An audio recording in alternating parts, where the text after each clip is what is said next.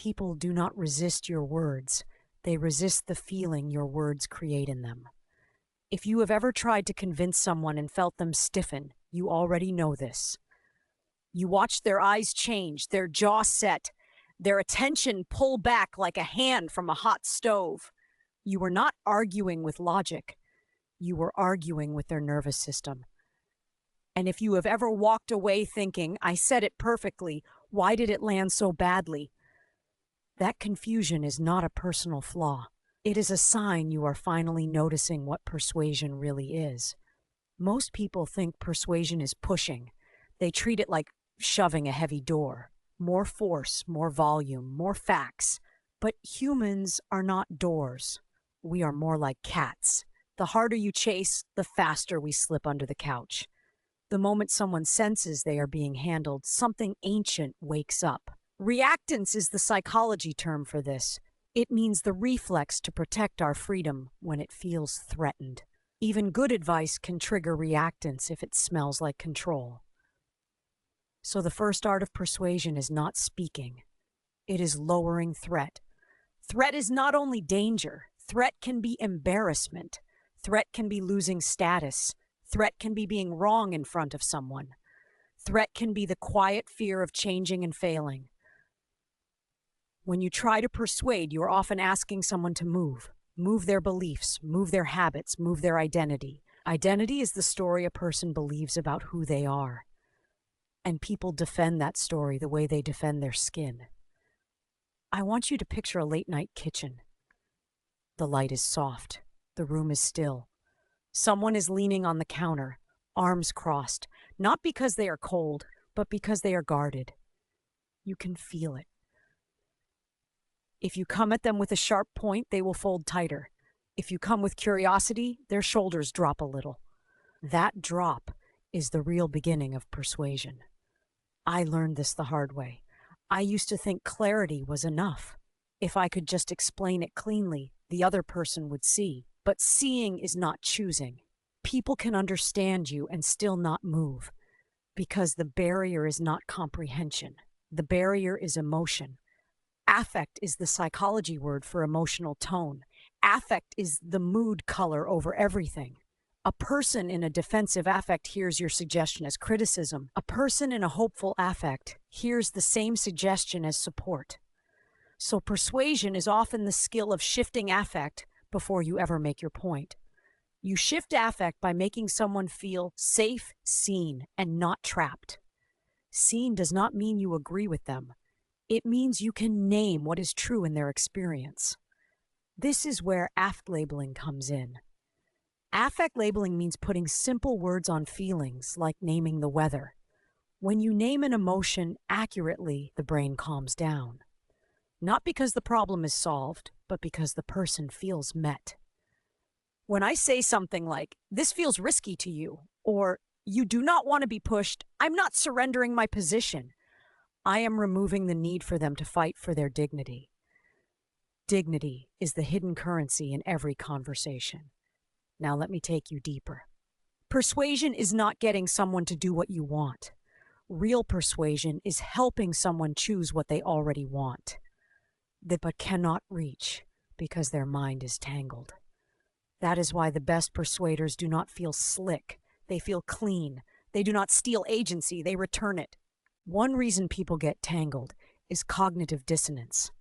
Cognitive dissonance means the mental discomfort of holding two conflicting ideas at the same time. Like, I care about my health and I keep doing things that damage it, or I value honesty and I am hiding something. When dissonance rises, the mind tries to reduce it. Not always by changing behavior, often by changing the story. That is where rationalizations appear. The person is not lying to you. They are trying to stop the internal noise. If you want to persuade, do not attack the rationalization head on. That makes the person cling to it harder. Instead, you create a bridge where changing does not equal humiliation. Humiliation is persuasion poison. This is why facts alone fail. Facts are important, but they are rarely the steering wheel. They are more like street signs. Emotion drives the car. Identity chooses the destination. So I watch for identity language. When someone says, I am just not the kind of person who, or I have always been this way, that is not a detail. That is a locked door. If you try to kick it open, you will get resistance. If you offer a key, you get movement. The key is a new identity that still preserves their self-respect. People change when the next version of themselves feels familiar enough to try on, like a jacket that fits in the shoulders. If it feels like a costume, they will reject it. So I frame change as an extension of who they already are, not a betrayal of who they have been. This is not manipulation. Manipulation is using someone as a tool. Persuasion is helping someone align their actions with their values. Values are what a person wants to be true about themselves. Now think about attention. Attention is the gate. If you do not have it, nothing else matters. But attention is not captured by volume. It is captured by relevance. The brain is always asking, why should I care? So I start where they are, not where I am. I enter their world, then guide them. If someone is stressed, I do not lead with a big plan. Stress narrows perception. Under stress, the brain shifts toward short-term survival. That is why people procrastinate and snap and scroll. Their system is not lazy, it is overloaded. In that state, persuasion is about lowering cognitive load. Cognitive load means mental effort. Too many choices, too many steps, too much uncertainty. The mind says no. So I make the next step small and concrete. I attach it to what already exists. Habits form through cues and rewards. That is operant conditioning, which means behavior is shaped by consequences. If the new behavior has an immediate reward, even a small one, it sticks faster. If it only has distant rewards, it dies in the first week. This is where you can be practical without being pushy. Instead of trying to persuade someone to transform, you persuade them to test. You invite a short experiment. Experiments feel safe because they are reversible. Reactance drops when the person feels they can back out. Certainty is heavy. Curiosity is light. Another hidden lever is social proof. Social proof means we look to others to decide what is normal and safe, but you have to use it carefully. If you use it to shame, it backfires. If you use it to normalize, it helps. Normalize means you are not broken for struggling with this. Many people hit this wall. That sentence alone can unlock a person, because shame makes people defend, and defense blocks change. I also pay attention to timing. A mind that is tired is more suggestible, but also more irritable. A mind that is hungry is not open to nuance. A mind that feels cornered will fight. Persuasion is partly choosing the moment when the other person has the bandwidth to consider a new idea. Bandwidth is the mental space to process. Now let me talk about the most underestimated part. Your state persuades more than your words. Your nervous system broadcasts. If you are tense, you signal danger.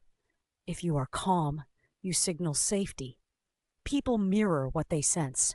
This is emotional contagion, which means feelings spread between people like a scent in a room. So before I try to persuade, I check my own motive.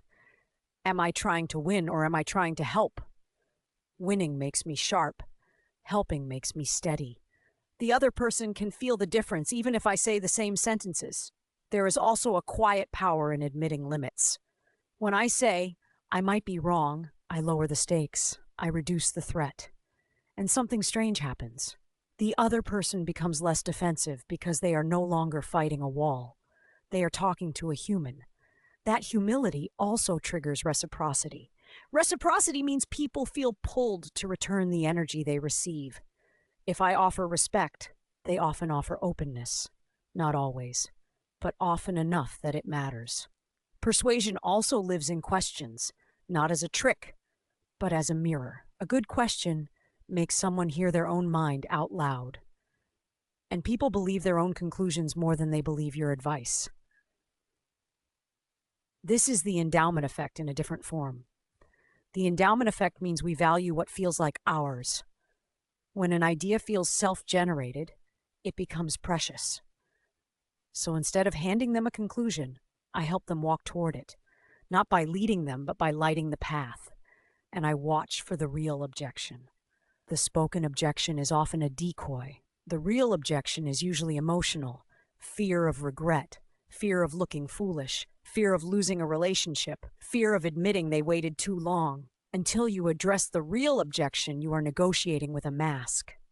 Sometimes the most persuasive thing I can do is slow down. Silence creates space. Space lets the other person feel what they actually feel, and feelings once felt can move. What we resist persists. What we allow can shift. If you want one image to hold in your mind, make it this. Persuasion is like adjusting the temperature in a room. You do not force a flower to open by pulling on its petals. You change the conditions: light, warmth, water. Then the opening happens because it is the flower's own decision. That is the ethical edge. You are not overpowering someone. You are inviting their best self to step forward without fear. And when you practice this, you start to notice something that changes you. The person you are persuading is not the only person being influenced. You are also shaping yourself. Every time you choose patience over pressure, you train your own self-control. Self-control is not a personality trait. It is a skill of delaying impulse. Every time you choose understanding over dominance, you build a calmer identity in your own mind. In the end, mastering persuasion is not about having the perfect words. It is about becoming the kind of presence that makes truth feel safe to approach. When people feel safe, they can look at themselves without flinching. And when they can do that, they do not need to be pushed. They start to move on their own. That is the quiet miracle.